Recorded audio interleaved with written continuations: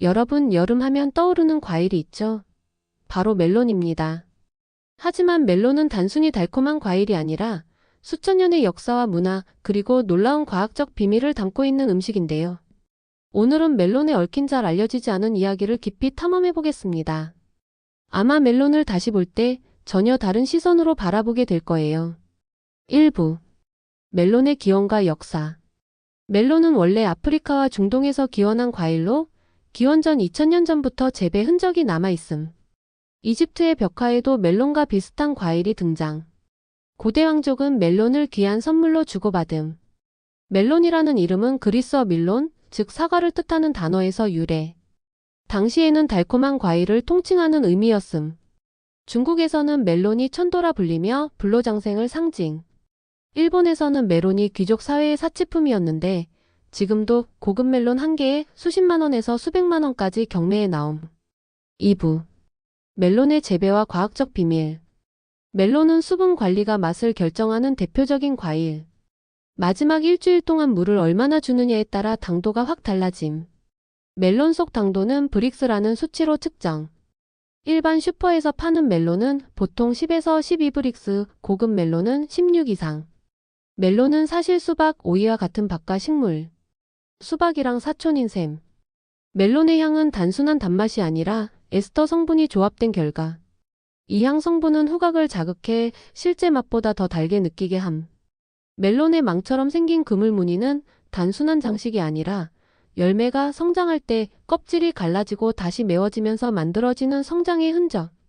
이 무늬가 고르게 퍼질수록 고급 멜론으로 평가. 3부. 세계 각지의 특별한 멜론들. 일본의 유바리 멜론.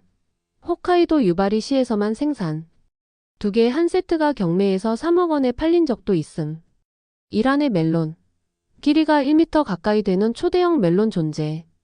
당도는 높지 않지만 수분이 많아 사막에서 갈증 해소용으로 먹음. 한국의 참외와 멜론. 사실 참외와 멜론은 같은 멜론 계열에서 갈라져 나온 친척. 조선시대 문헌에도 멜론을 서양 참외라 부른 기록이 있음. 스페인의 피엘 데사포 멜론. 두꺼비의 피부라는 별명. 겉은 못생겼지만 속은 사과처럼 아삭하고 달콤함. 중동의 황금 멜론. 결혼식이나 명절에 복을 기원하며 선물로 주는 전통이 있음. 4부. 멜론과 문화 미신. 유럽에서는 멜론을 사랑과 유혹의 상징으로 여김. 르네상스 회화에 종종 멜론이 등장하는 이유가 바로 이 때문. 일본에서는 멜론을 병문안 선물로 가져가면 회복이 빠르다라는 속설이 있음.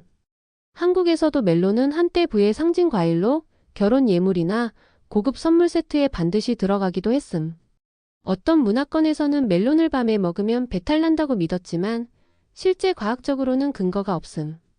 다만 멜론의 수분과 당이 많아 공복에 많이 먹으면 속이 불편할 수 있음. 5부. 멜론의 영양과 건강 이야기.